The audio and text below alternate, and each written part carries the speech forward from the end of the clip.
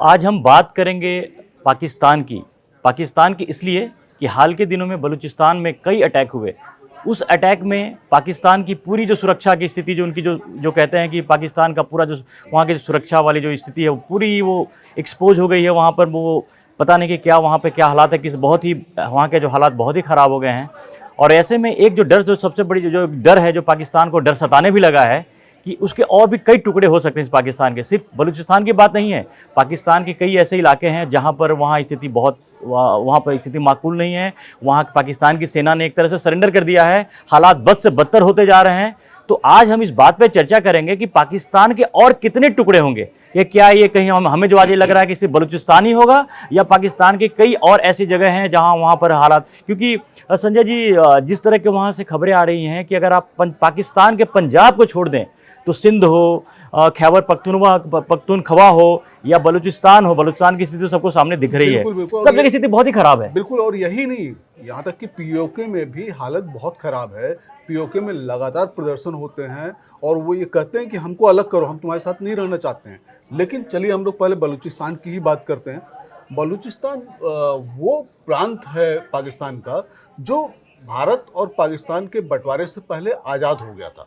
और हकीकत ये है कि वहाँ के लोगों की जो फितरत है वो किसी तरह के पराधीन रहने की या बंधन में रहने की नहीं है। वो पठान लोग हैं, अपने को असली पठान मानते हैं। पाकिस्तान का तो उन्होंने अपने को कभी माना ही नहीं। फाइटर है, बिल्कुल बिल्कुल बिल्कुल फाइटर है। और पाकिस्तान का वो कभी अपने आप को नहीं मानते हैं। उनका ये कहना है कि पाकिस्तान जबरन हमारे ऊपर कब्जा किए हुए है, हमारे ऊपर कंट्रोल किए हुए है, हमारी जो चीज़ें हैं, हमारे जो संसाधन हैं उनका बेजा इस्तेमाल कर रहा है, चाइना को दे रहा है और हमको आयात होना ही है। यहाँ तक कि जब बलूचिस्तान की पाकिस्तान में विलय की बात हुई तब बलूचिस्तान में 4 रियासतें थी और 4 रियासतों में से एक रियासत पूरे जोर से ये बात कह रही थी कि हमें भारत में मिलना है। इस तरह की खबरें भी आकाशवाणी से प्रसारित एक बार हुई थी, ये कहा जाता है। तो ये पाकिस्तान का एक ऐसा इलाका है जो पाकिस्तान का कभी रहा ही नहीं और शायद होगा भी नहीं। कुछ दिन पहले अभी होली के समय भी एक वीडियो वहाँ से आया कि वहाँ के लोग हैं किस तरह से होली मनाते गए। और कहा यह भी जाता है कि वहाँ भी मुसलमान हैं, बलूचिस्तान में भी, लेकिन वो हिंदुओं को लेकर जो घृणा बाकी पाकिस्तान के और प्रांतों में हिंदुओं को लेकर के है, भारत के खिलाफ जो है, वो बलूचिस्तान में बिल्कुल भी नहीं है। वो हमेशा अपने आप को भारत से बहुत करीबी उनका एक रिश्ता रहा है और वो मानते भी रहे कि भारत के साथ हमेशा जुड़ना भी चाहते। उस समय के हालात कुछ और थे कि जैसे संजय जी ने बताया कि बलूचिस्तान भारत और पाकिस्तान से पहले आज़ाद हुआ। 11 अगस्त 1947 को बलूचिस्तान आजाद हुआ था, 14 अगस्त को पाकिस्तान और 15 अगस्त को भारत। यानी कि समझ लीजिए एक ऐसा प्रांत है, एक ऐसा एरिया है कि जिनको आज़ादी हो तो कहने के लिए वो वहाँ के लोग सोचते भी होंगे कि भैया हम तो पाकिस्तान और भारत से पहले हम आज़ाद हुए हैं। और आज उनकी स्थिति बिल्कुल गुलामों वाली स्थिति हो गई है कि वहाँ के संसाधनों को वहाँ से वो क्या, वहाँ गरीबी इतनी ज़्यादा है, वहाँ की जो सेना है वहाँ के लोगों के साथ बर्बर बिहेवियर कर रही है। उसका नतीजा है कि लगातार हमले हो रहे हैं और हमले भी वैसे वैसे नहीं हो रहे हैं। पहले वहाँ हमले होते थे, इक्के दुक्के इस तरह से होते थे, लेकिन अब तो पिछले 15 दिन में जिस तरह से बलूचिस्तान के लड़ाकों ने पाकिस्तानी सेना को जो मारा है और डैमेज किया है, पाकिस्तान के पास उसका कोई जवाब नहीं है। और ये तो रहा बलूचिस्तान। अब क्या लग रहा है कि संजय जी ऐसी कोई स्थिति बनते दिख रही है, ऐसा आपको लगता है कि आने वाले टाइम में? क्योंकि मुझे लग रहा है कि अब जो स्थिति वहाँ पर भी है पाकिस्तान के आउट ऑफ कंट्रोल है। खबर ये भी आ रही है कि चाइना को भी अब पाकिस्तान की सेना पे कोई भरोसा नहीं रहा और वहाँ जो उनके जो प्रोजेक्ट चल रहे हैं बलूचिस्तान में चल रहे हैं, उसकी सुरक्षा के लिए चाइना अपनी सेना भेजने वाली है। इसका मतलब तो अगर वहाँ की सेना, पाकिस्तान की सेना वहाँ के हालात को संभालने में नाकाम है और चीन इस बात को वो कर रहा है, तो स्थिति तो बद से बदतर है। और वैसी स्थिति में क्या ऐसे हालात बनते दिख रहे हैं? बहुत सारी बातें होती हैं, सोशल मीडिया पे बातें आती हैं कि भारत बलूचिस्तान को मिला लेगा अपने साथ, बलूचिस्तान भारत के साथ आ जाएगा, क्योंकि वहाँ के लोग चाहते भी ऐसा है। तो क्या किसी भी तरह से प्रैक्टिकल ऐसा कुछ लग रहा है, ऐसी कुछ बातें लग रही है कि संभव है ये? देखिए, भारत ने हमेशा ये कहा है कि हमारा नैतिक समर्थन बलूच लोगों के साथ है। हम उनके दर्द से वाकिफ हैं, हम समझ रहे हैं कि उनका दर्द क्या है। क्योंकि सही बात है कि बलूचिस्तान जितना संपन्न था, उसके पास जितने संसाधन थे, पाकिस्तान ने उसकी बेकदरी की है, वहाँ के लोगों की बेकदरी की है। वहाँ के लोगों को वो ज़िंदगी नहीं मिली है, वो न्याय नहीं मिला है, वो सम्मान नहीं मिला है जिसके वो हकदार थे। और बलूचिस्तान असल में वो राज्य भी जो पाकिस्तान को काफ़ी हद तक चला रहा है। चाइना इसीलिए वहाँ पर आया है और चाइना की सेना जिस दिन वहाँ पर आ गई मेरे ख्याल से हालत और और खराब हो विस्फोटक हो जाएगी। जाएंगे, बिल्कुल। क्योंकि बलोच जो लोग कहे जाते हैं वो बहुत स्वाभिमानी हैं। वो कभी इस बात को स्वीकार नहीं करेंगे कि पाकिस्तान तो था ही, अब इसके बाद चाइना भी आ गया, तो चाइना का वहाँ पे रहना ही वो मुश्किल कर देंगे। वो उनका केवल एकमात्र उद्देश्य है कि हमको किसी भी हालत में पाकिस्तान से आज़ाद होना है, पाकिस्तान को यहाँ से खदेड़ देना है। और एक जैसा कि आपने बताया बलूचिस्तान के बारे में एक चीज़ शायद आपको पता नहीं, बहुत सारे दर्शकों को पता नहीं होगा कि पाकिस्तान के कुल क्षेत्रफल का 46% जो है, 46% जो हिस्सा सिर्फ बलूचिस्तान में आता है, समझ लीजिए। बाकी 54% में बाकी का पूरा पाकिस्तान, अब बलूचिस्तान के पास 46%, और जो पॉपुलेशन का जो उनका शेयर है सिर्फ 6% है। आप समझ सकते हैं कि वहाँ भौगोलिक स्थिति किस तरह की है, और वहाँ पर 6% का मतलब है कि लगातार इसकी यही वजह है, उनकी शिकायत बिल्कुल हर तरह से जायज़ है, क्योंकि आप देखिए कि वहाँ के संसाधन, नेचुरल रिसोर्सेज को बाहर लेकर, और पाकिस्तान इतने नहीं किया, पाकिस्तान ने जो करना था किया, उसने सब चाइना को दे दिया है। और आज की खबर है कि चाइना बिल्कुल इस गंभीरता से, और हो सकता है कि हमें कुछ दिनों में वहां पे चीन के सैनिक वहां पे नजर भी आए, वो आएंगे क्योंकि इसका मतलब है कि बलूचिस्तान के हालात अभी और बिगड़ने वाले हैं। और ये आग जो यहाँ लगी है, पाकिस्तान के बाकी हिस्सों में भी, जैसा सिंध में भी वहां पर हालत खराब है, वहां पर खैबर पख्तूनख्वा में भी हालत खराब है, पीओके में भी हालत खराब है। एक मिला जुला के उनके पास अगर पाकिस्तान के बाद थोड़ा जिसको कहते हैं कि रिलेटिवली बेटर प्लेस है तो पंजाब उनका है, बाकी जगह हालात पूरी तरह से। तो क्या पाकिस्तान के कितने टुकड़े होंगे पाकिस्तान के? देखिए, कुछ समय पहले ये अंदाज लगाया गया था कि पाकिस्तान के कम से कम 8 टुकड़े होंगे। उसमें 8 टुकड़ों में पीओके को, गिलगिट जो है वो अलग, बाल्टिस्तान अलग, खैबर पख्तूनख्वा अलग, बलूचिस्तान अलग। बलूचिस्तान में भी कई हिस्से हैं, और यहाँ तक की हकीकत यह है कि जो अफ़गानिस्तान से सटे उनके और इलाके हैं, कबीलाई इलाके, वो भी पाकिस्तान से अलग होना चाहते हैं। और हकीकत भी यही है कि पाकिस्तान की सेना जिस तरह से काम करती रही है और वहाँ का प्रशासन जिस तरह से चीज़ें करता रहा है, पाकिस्तान में कई सरकारें चल रही हैं। पाकिस्तान सरकार का नियंत्रण काफ़ी हद तक केवल पंजाब में है, बाकी और कहीं नहीं है। बाकी जगह वो केवल दमन का चक्र चलाते हैं, जैसा बांग्लादेश में चला रहे थे। इसलिए वहाँ पर सारे लोग आजिज़ आ गए हैं और पाकिस्तान की हालत खराबी है। यानी कि जो 1971 में जो बांग्लादेश पाकिस्तान से अलग हुआ था, उससे उन्होंने कोई सबक लिया नहीं, सबक सीखा भी नहीं है, क्योंकि वही वाली हालात बाकी पाकिस्तान के अंदर इलाकों में भी है। और जैसा संजय जी बता रहे हैं कि पाकिस्तान के कम से कम 8 टुकड़े हो सकते हैं। ये मैंने ऐसी स्थिति है, ये वही पाकिस्तान है जो कश्मीर को लेकर, भारत के कश्मीर को लेकर, जम्मू कश्मीर को लेकर के सालों से पिछले 70 सालों से ज़्यादा हो गया अफवाहें फैलाता है, गलत बातें, गलत बयानी करता है, और कहता है कि कश्मीर को हमें पाकिस्तान में आना चाहिए। वहाँ के पाकिस्तान की सेना चाहती थी कि भारत वाले कश्मीर को अपने मिलाना, जबकि ऑलरेडी उन्होंने कश्मीर का एक बड़ा हिस्सा ऑलरेडी उन्होंने चुरा लिया था।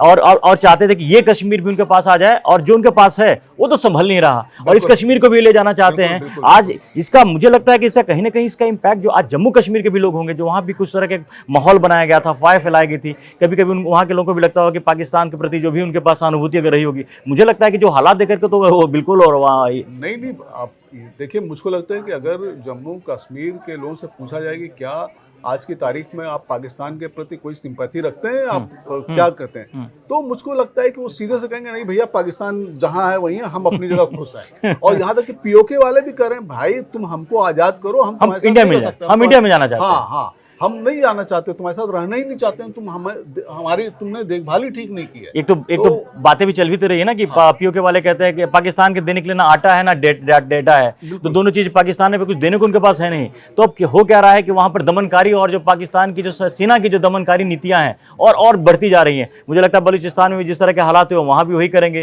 तो मिला जुला के जो पाकिस्तान की स्थिति है वो मतलब अच्छी नहीं है। और आपने अगर कुछ दिन पहले की तस्वीर देखी हो कि वहाँ के प्राइम मिनिस्टर, देखिए वहाँ की राजनीति भी कैसे चली, सरकारें कैसे काम कर रही है कि वहाँ के प्राइम मिनिस्टर आर्मी चीफ के लिए गेट कार का वो दरवाजा खोल के वो खड़े होते हैं। ये पता चलता है कि वहाँ पर अभी भी सेना का किस तरह से कंट्रोल है, और वहाँ पर सरकार भी जो है, जो अभी करंट प्राइम मिनिस्टर हैं शहबाज शरीफ वगैरह जो है, मुझे लगता है कि एक नाम मात्र के वहाँ पर एक सरकार ऐसी चल रही है।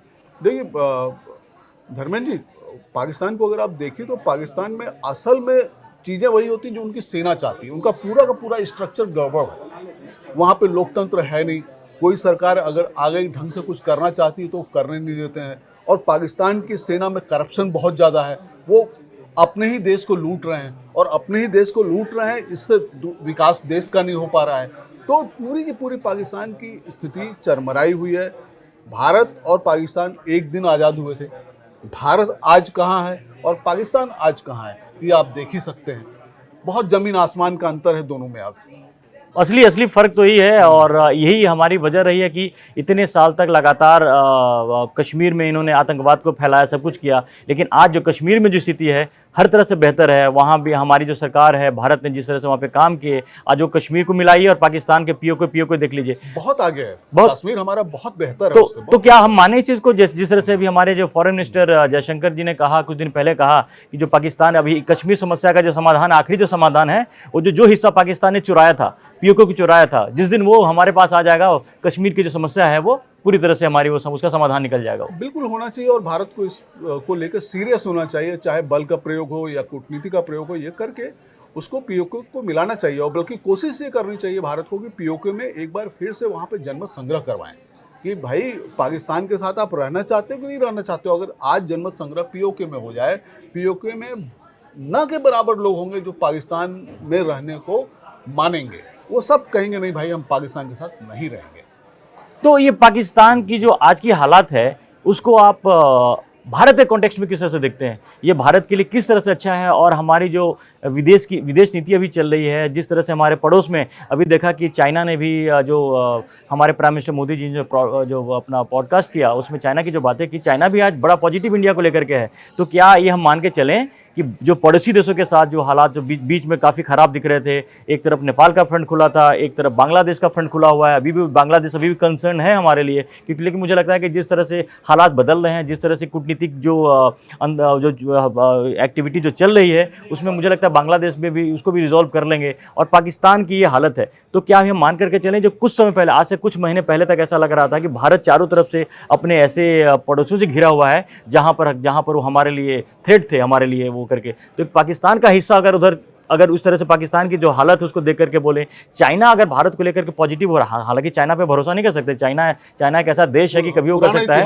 हाँ, हम उसके ऊपर विश्वास उस पर नहीं कर सकते। लेकिन बांग्लादेश एक बचा है, नेपाल में भी चीज़ें बहुत बेहतर हो रही, वहाँ भी कुछ समय पहले बात आ रही थी कि वहाँ भी हिंदू राष्ट्र फिर से बन सकता है, वहाँ पर जो राजशाही है वापस आ सकती है। तो भूटान के बारे में भी बात आ रही है कि भूटान भी हमसे काफ़ी क्लोज हो रहा है, भूटान भी कहीं हो सकता है कि भविष्य में वो भी कहे कि भारत के साथ रह ले। तो मिला जुला के कि भारत के लिए एक बड़ी पॉजिटिव मतलब ये सिग्नल्स आ रहे हैं, तर ये कंक्लूजन नहीं हो सकता है, लेकिन जिस तरह के हालात बन रहे हैं, कुछ समय से बने हैं, वो भारत के लिए कहीं ना कहीं एक अच्छी खबर है। ये देखिए, असल में क्या है कि जो दक्षिण एशिया है, इसका जियो पॉलिटिक्स बहुत तेज़ी से बदल रहा है, और तेज़ी से बदल ही नहीं रहा है, बहुत कुछ घटनाएं भी बदलती जा रही हैं। एक समय ये लग रहा था कि भारत के साथ नहीं है, लेकिन कुल मिला के लग रहा है कि देर सबेर ये सारी की सारी चीज़ें भारत के हिसाब से ही चलेंगी, भारत के ही फेवर में जाएंगी, और अशांत पाकिस्तान हर हाल में भारत के लिए बेहतर है। अगर वो अशांत होगा, वो अपने यहाँ फोकस करेगा, बांग्लादेश में जाकर के वहाँ पे अशांति पैदा नहीं करेगा, भारत के लिए सिरदर्द कम पैदा करेगा, दूसरी जगहों पे ये सब चीज़ें नहीं करेगा। और अफगानिस्तान में पाकिस्तान ने क्या किया सबको मालूम है, लेकिन अफगानिस्तान वाले पाकिस्तान की असलियत समझ चुके हैं। बिल्कुल। और आज पाकिस्तान का सबसे बड़ा दुश्मन कोई है, तालिबान। भारत से भी बड़ा दुश्मन तालिबान है। तो पाकिस्तान तो अपनी मौत खुद मर रहा है। बिल्कुल संजय जी सही बात बोले हैं कि पाकिस्तान अपनी मौत खुद इसलिए मर रहा है कि उसने हर जगह जहर फैलाया, हर जगह वेमनस फैलाया, और वो भारत को टारगेट करना चाहता था, भारत को बर्बाद करना चाहता था। इसीलिए ये है वो चारों तरफ से ऐसे घिरा हुआ है कि वो अपने आप को बचा ले तो बहुत बड़ी बात होगी। वहाँ के हालात बहुत ही खराब हो गए, कितने टुकड़े होंगे आज की तारीख में कहना मुश्किल है, लेकिन टुकड़े होंगे ज़रूर।